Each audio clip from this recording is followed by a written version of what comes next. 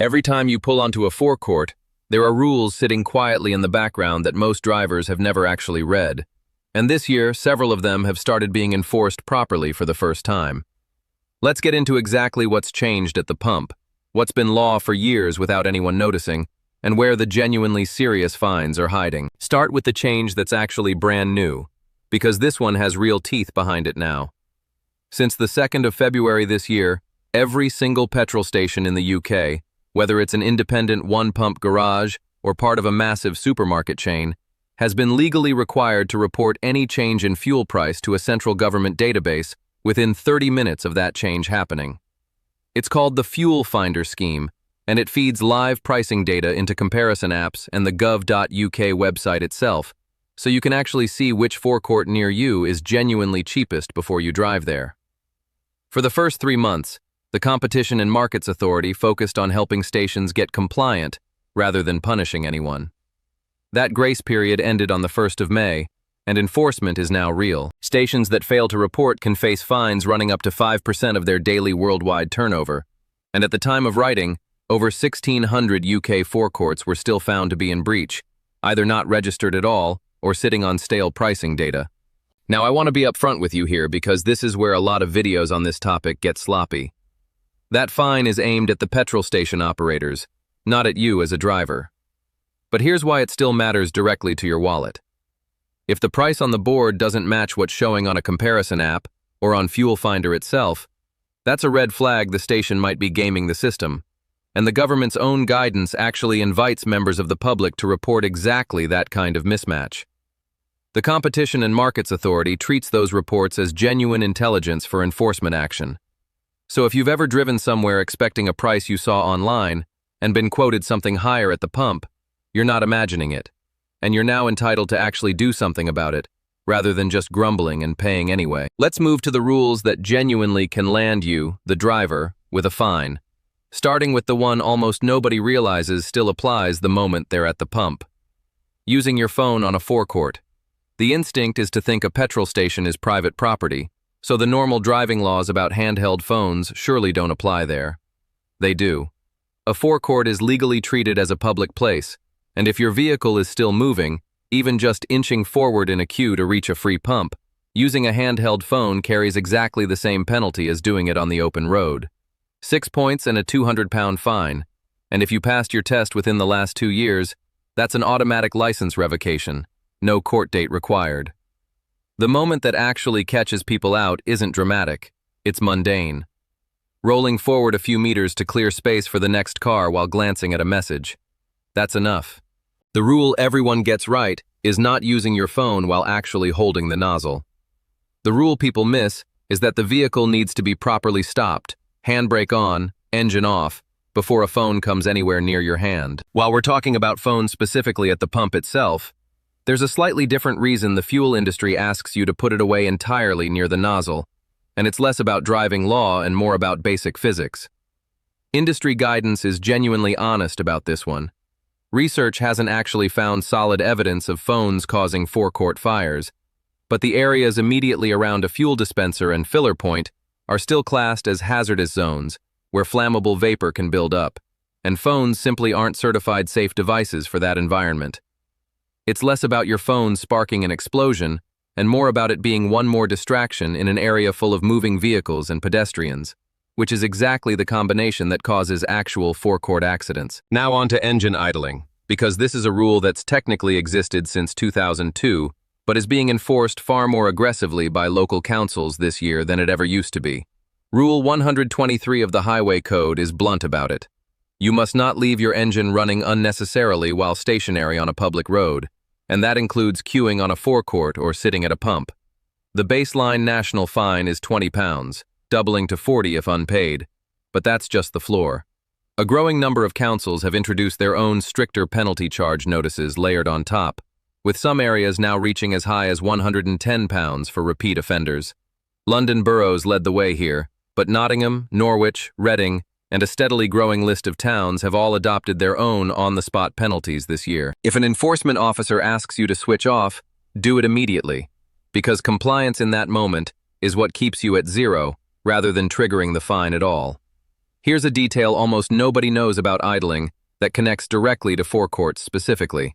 If you're queuing for a pump on a busy Saturday afternoon, with your engine running the whole time you're waiting, that's technically no different under the law to idling outside a school on the school run. It's still a public road, you're still stationary, and the same 20 to 40-pound penalty applies. The exception genuinely written into the highway code is for diagnosing a vehicle fault or being stuck in flowing traffic, not simply waiting your turn at a pump because it's more comfortable with the air conditioning running. Let's talk about leaving your vehicle unattended, because this one has gotten noticeably stricter thanks to camera technology rather than any change in the underlying law. A lot of forecourts now run ANPR cameras that automatically track how long your number plate has been sitting in a parking bay, and some enforce time limits as short as 15 minutes. Pop inside for a coffee and get chatting, and you can come back out to find you've been issued a private parking charge without a single member of staff ever having spoken to you. Separately, if you're filling up and then leave the vehicle at the pump itself while you wander off, whether that's into the shop for an extended browse or anywhere else, you're blocking access for the next customer, and most stations will either ask you to move or, in persistent cases, treat it as obstruction. Children in the vehicle during refueling is another one worth knowing, because the consequences here go beyond a simple fine. Leaving kids unattended in a car at a petrol station, particularly for anything beyond a few seconds, is treated seriously, and depending on the circumstances can escalate all the way to neglect or child endangerment considerations rather than a straightforward parking ticket. It sounds obvious stated plainly like that, but plenty of parents run in for a quick payment or a forgotten item, genuinely without registering that they've left a child alone next to an active fuel pump. And it's exactly the kind of moment that gets flagged by station staff or other customers. There's also a rule around who's actually allowed to operate the pump that catches out more families than you'd expect. Letting a keen teenager fill up the car themselves, even under supervision, isn't simply a gray area. Legally, a minor operating fuel dispensing equipment isn't something forecourt policy or the law is relaxed about, regardless of how responsible they seem or how many times they've watched you do it. While we're on the subject of who's doing what at the pump, it's worth mentioning the rule around registration plates too, because it trips up a surprising number of honest drivers who assume it's optional. At many stations, particularly during night hours, you're asked to note or display your vehicle registration before or while you're filling up, either at a payment window or through a pay-at-pump keypad. This isn't bureaucratic box ticking for its own sake. It's a direct response to fuel theft. Drive-offs where someone fills up and leaves without paying cost the industry a genuinely significant amount every year, and stations use that registration capture specifically to trace and pursue non-payment. Ignore the prompt or refuse to enter it, and don't be surprised if a member of staff comes out to the pump before you're allowed to fill up at all, particularly late at night when unstaffed self-service periods are more common. Misfueling is another area worth a quick mention, because while it's not something you get fined for by police or a council, it can end up costing you considerably more than any fixed penalty on this list. Modern pumps are designed to automatically cut off once your tank is genuinely full, precisely to stop overfilling. Force it past that cutoff point, and you risk damaging your car's evaporative emission system, on top of the fuel spillage itself being both a fire hazard and something you may be billed for cleaning up. Putting the wrong fuel in entirely, petrol into a diesel engine or the other way round, is a separate and much costlier mistake again, and it's worth double-checking the nozzle and the cap every single time, especially if you've recently changed cars or you're driving a higher vehicle you're not fully familiar with yet. It's also worth understanding why enforcement across all of these areas has generally gotten sharper this year, rather than staying as loose as it used to be.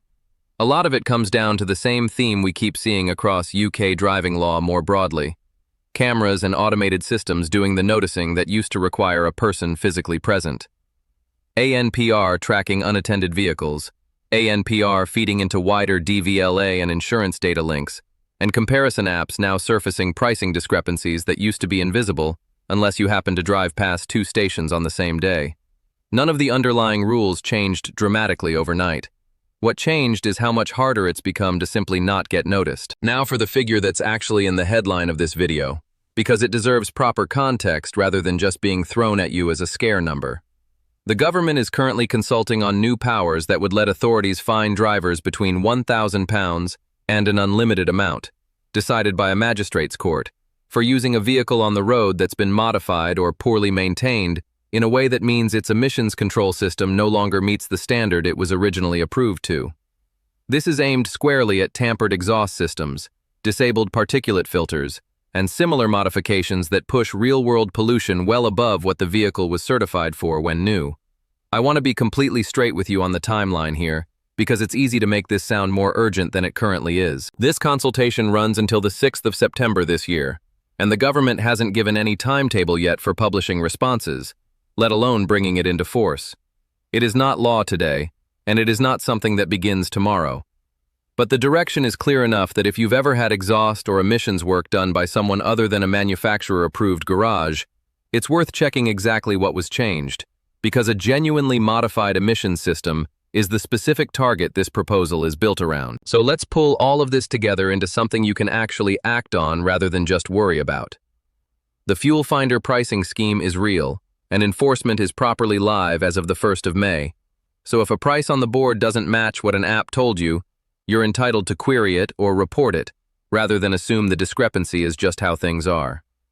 Phone use counts the moment your vehicle is moving on the forecourt, not just at the pump itself, and 6 points can end a new driver's license overnight. Idling while queuing carries the same penalty as idling anywhere else on a public road, and some councils are now enforcing it at levels far above the old 20-pound baseline. Unattended vehicles are increasingly caught by camera rather than by a person noticing, so don't assume nobody's watching just because no staff member walked over. And the £1,000 plus emissions fine is real, but it's still sitting in consultation, not yet something that's landed on anyone's doormat. None of this is designed to make a routine stop for fuel feel like a minefield. Most of these rules exist for genuinely sensible reasons: air quality around busy forecourts, basic safety around an environment full of flammable vapor and moving vehicles, and fair pricing that doesn't quietly rely on drivers never checking. The pattern here is the same one we keep seeing across almost every driving rule this year. Nothing arrived with a dramatic announcement. The rules were already there, or the technology to actually enforce them simply got better in the background, and the drivers who get caught out are almost always the ones who assumed the old, looser reality still applied. So here's what I'd actually do next time you're filling up. Keep the phone in your pocket until the vehicle is properly stopped and the engine's off, not just slowed to a crawl. Switch the engine off the moment you're queuing, rather than leaving it running out of habit. Don't wander off from the pump or leave the car parked longer than the signs allow, because a camera is very possibly counting the minutes even if no person is. And if you've ever had exhaust or emissions work done that wasn't through a proper manufacturer-approved route, it's worth getting it checked now rather than waiting to see what September's consultation outcome brings. If this cleared up what's actually enforceable today versus what's still just being discussed, hit subscribe, because I'll be covering the emissions consultation outcome the moment it lands. Stay safe out there, and I'll see you in the next one.